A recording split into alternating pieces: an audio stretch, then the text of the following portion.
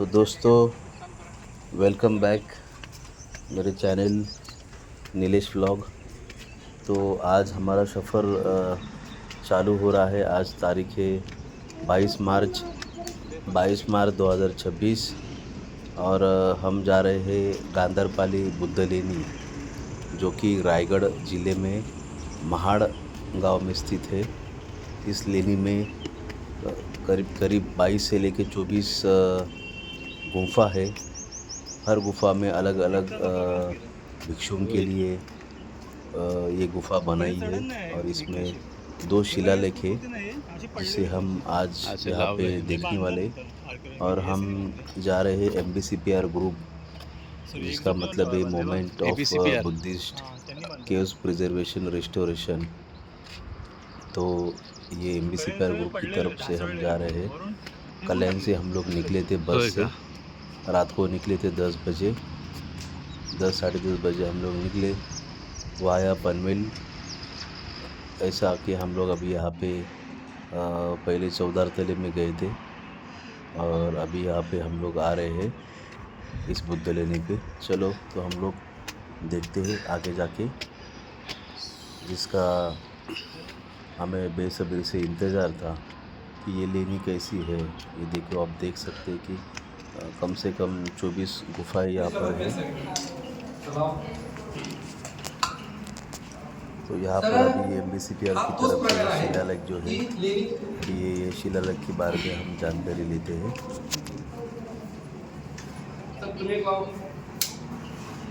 तर हा तोच प्रकार आहे की लेणी काय आहे, लेणी कुठं आहे, लेणी कशी आहे, कशाबद्दल आहे.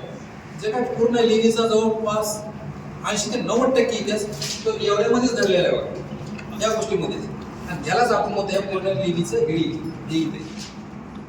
आणि एक आपण त्याला कुठली दुर्दैवाच्या गोष्टी म्हणतो की सगळे लोक येतात, लेणी फक्त पाहतात.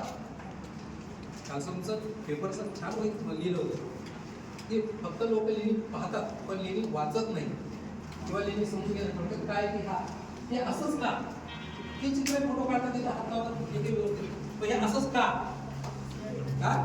हे असंच का. ज्यावेळेस स्वतःला प्रश्न पडतो ना, त्यावेळेस तुमच्यातला माणूस पण जागा होता आणि त्यावेळेस तुम्ही इथे माहिती काय माहिती आहे का तुम्हाला? हे ब्रह्मलिपी जे लेणीचा जीव तो आहे आणि सरकारनं तिथं काही काय लिहिले वाचला का बोललो कोणी? गैरसोयीबद्दल क्षमस्व कुणी वाचलं? तिथंच मी सरकारला थोडक्यात 2 शब्द वाईट बोललो. का बोललो? का एवढा आमची धरोहर असे रस्त्यावर टाकलेली तुम्ही, आम्हाला त्याची आस्था नाही. अरे तुम्ही सत्तेत असाल, आम्हाला त्याच्याशी काही घेणं देणं नाही, पण तुम्ही सत्तेत असाल तर सर्व समाजाचे किंवा सर्व लोकांचे, एका कुठल्या धर्माचे किंवा एका कुठल्या जातीचे नाही. आणि हेच आम्हाला तुमच्याकडून अपेक्षित आहे की आमची धरोहर आहे की आमची आम्हाला जपू द्या, आमची आम्हाला द्या. आणि त्याच्यामुळे आज आपण इथं का तुम्ही कोणी म्हणला काय की माझ्या खिशात पैसे खर्च करतोय, स्वतःची घरची भाकरी पाणी आणतो, इथे खातो का? हीच आपली आस्था आहे आणि ती ह्याच्यात जपलेली आहे. तर ही आता आपल्यापर्यंत आली का? आणि ज्याला माहित नाही आता त्याच्यापर्यंत काय येते,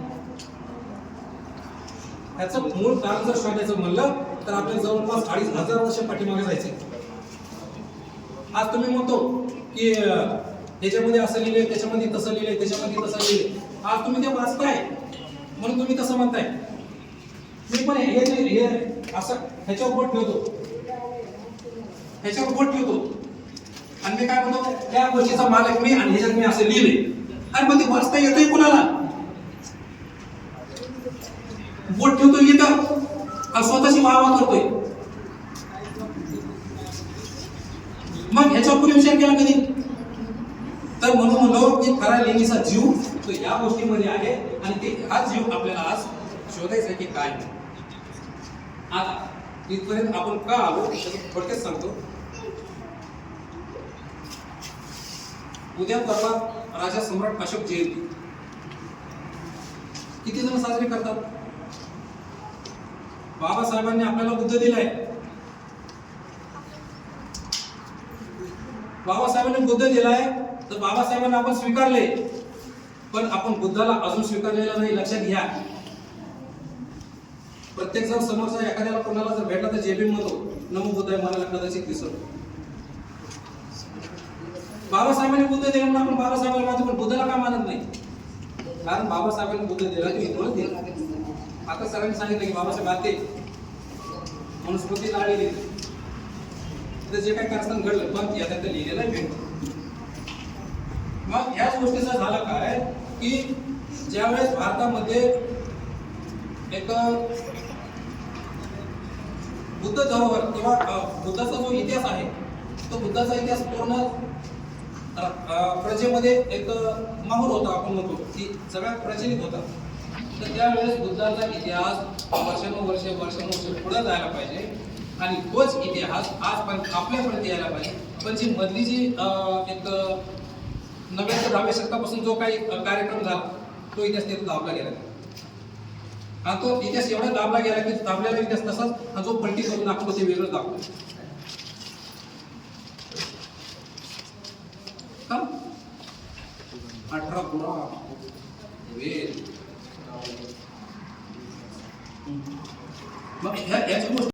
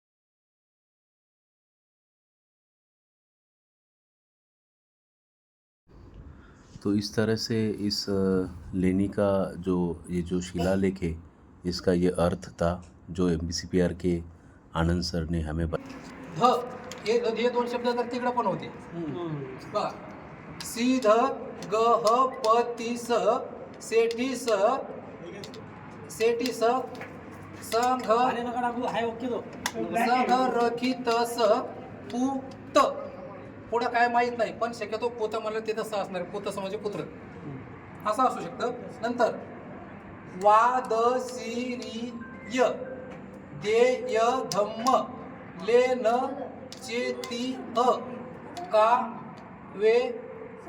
कावे पा असं एक शब्द दिलं चेत. नंतर हा तसंच आहे. नंतर छतानीय नि लेन न त्याच्या पुढचं अक्षर लेन आणि प ह किंवा प दोन्हीपैकी एक मॅच व्हायला याला एक तर पेठा किंवा हे हा पेठाच असतो हेटा होऊ शकत नाही. पेठा गोरा व हा त्याच्या पुढचं कटले गोरा व. नंतर पुन्हा काय तीछे ती नंतर हा तीछे ती करो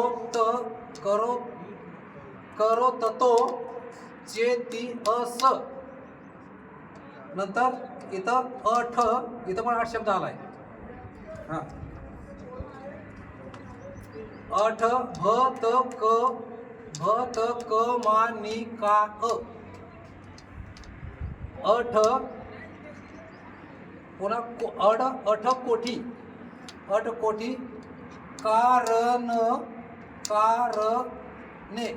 कारणे च. नंतर पुढं काय आलं ले न स वे नाक म्हणजे एक शब्द वाचायला गेलं तर जवळपास असे. आता पहा मी आता ते लिहून घेतले तर सिद्ध गहपती सेटीस हे बघा सिद्ध गहपती सेटीस. नंतर संगरखितस पुतस संगरखितस पुत पुढं शक्यतो स पुतस. नंतर वादसिरिये देय धम्म लेन. नंतर शेतीय कोठी छतानी यानी लेनस पेठा गोराव न ती छेतेही करो तनो छेती अस गध अठ भत कमानिका अठ कोठी पुर कारण्याचं लेनस. आता पाली पुन्हा आता मराठी. तर पहा सिद्ध गहपतीस म्हणजे सिद्ध गहपती म्हणजे कोण ग्रहपती म्हणजे घरचा करता पुरुष कोण सिद्ध गहपती सेटीस. पुन्हा पण संगरखितस पुतस म्हणजे संगरक्षित त्याचा पुत्र. त्यानं काय दिलेलं इथं त्याचं नाव आहे वादसिरिय. नंतर देय धम्म काय देय धम्म दिलंय चेतीय कोठी म्हणजे चैत्य कोठी म्हणजे गृह आपण असं म्हणू चैत्य कोठी चैत्य गृह.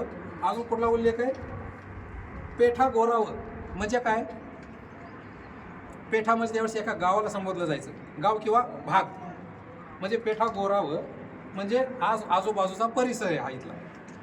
पेठा गोराव गद अठ भत कमानिका म्हणजे भत कमानिका म्हणजे काय कमानीचं काहीतरी आहे इथं. आता अट काहीतरी कमानीचं काय असेल तर बघा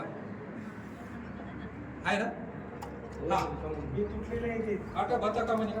अट कोठी पुर म्हणजे 8 कोठी म्हणजे पोळी म्हणजे टाक्या पाण्याच्या टाक्या.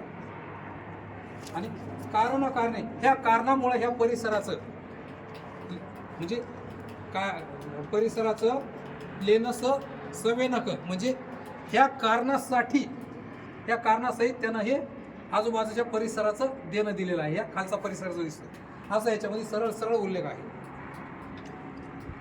ठीक आहे.